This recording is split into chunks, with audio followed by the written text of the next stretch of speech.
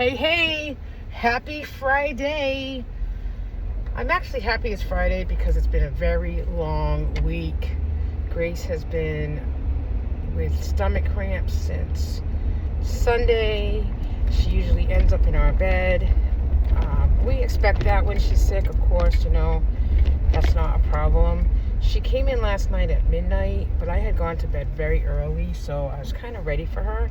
I really went to bed early because of that, because I wanted to make sure that if she was moaning in the middle of the night, that, if we brought her into our room, I was going to be awake and fine and not tired the next morning. So she did come in at midnight. We had to change her shirt because, as I've said before, she is G-tube fed, and when she has bowel obstructions, she tends to, when she's pushing or making the effort to have a bowel movement, it pushes the water or excess fluid out of her belly. She's got soaked twice before she even went to sleep.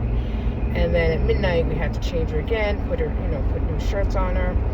And then she was kind of moaning around 2. I gave her Tylenol. She felt a little warm. So I think, give her the weekend, give her today. I have a friend staying with her again this morning. And, hopefully the weekend, I hope she feels much better by Saturday is my hope.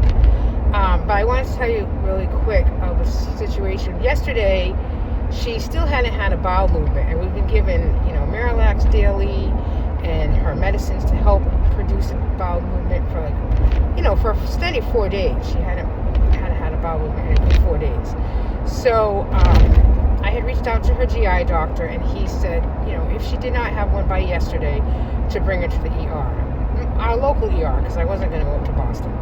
So we decided that we were just going to go to the ER because it was around 1. She still hadn't had a bowel movement. Let's just bring her in, kind of rule, an obstruction out, etc. They probably would have just given her an enema, which we had given her already, but whatever, kind of just go with it. So we met at home for 1:32, and we took her in. So we got to the emergency room. Well, let me just say, right before we left the house, she did have a pretty large bowel movement. So at that point, we were like, what do we do? We don't want to be at the ER all night. Let's just go. Let's just go. We can go. So we went at 2:30 with good thoughts, blah, blah, blah. She did have that bowel movement, so just remember that. Okay, we get there. Okay, they triage her, say, 3:15-ish. She's just laying on me because she's tired and she's had a long week, and she probably was a little dehydrated, so we really need to work on, her PCAs to remember that they really have to hydrate her. They really have to give her water through the G-tube, every couple of hours, okay? So so we're in the triage unit. That's when the nurses or nurse, one is typing away what you're telling them is the problem today, and the other one is doing her vitals. So she did pretty well. She was a little aggravated, which, again, don't blame her. She wasn't feeling good, That's what people do. They get aggravated. People do. Adults do. Never mind kids. As we were walking out of triage, they're like, okay, go sit in the, towards the waiting room, and they should be with you shortly. Again, 3:15. I'm like, okay, by 3:30, 3:45, I hope to be in the room and figure things out. Okay.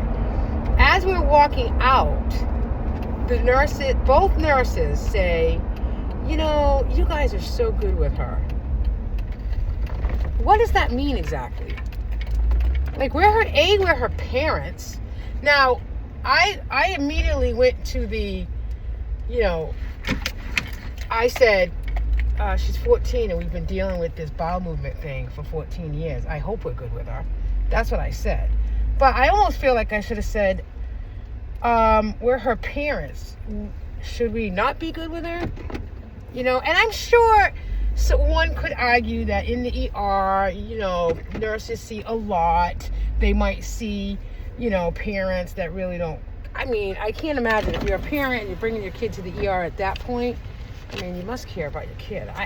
I think it has more to do with that she has a disability, and we're good with her, but I just thought it was very strange, to be honest. And I was like, again, where they had said that to a typical parent, a typical child's parent. Oh, you're so good with that. You're so good with her. I thought it was so odd. What do you guys think? Am I really overlooking into it? I just think it was weird. That was my story. I just want to tell you guys that and get your feedback, especially if you're a special needs mom, which I will tag special needs moms. So I hope they come on in and check out this video and just tell me what you think. All right. Have a good day. Happy Friday. And so long story short, we didn't end up staying because it got to be 4:30. We had been there for 2 hours, and she had a second bowel movement while we were there. So I was just like, something. I actually went to the window. The girl was very nice, and I said, my daughter, we came in at 2:30. It's 4:30. So we're not going to stay. I said, honestly, we came in because she wasn't having a bowel movement, but she's had two.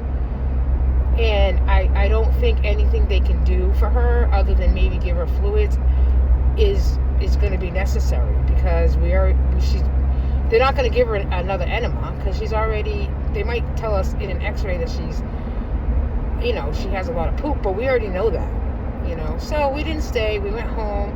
She had another 2 more small bowel movements while we were home. So it's coming out. It certainly is. It's coming out slowly. We're still going to give her the Miralax. We're still going to give her Tylenol and Motrin to help her, feel comfortable. And we're going into a weekend. So honestly, all I need your prayers for is that she continues to have bowel movements without crazy explosions and that she just feels better every day like herself. That's what I need. All right? Have a good day. Happy Friday. Bye.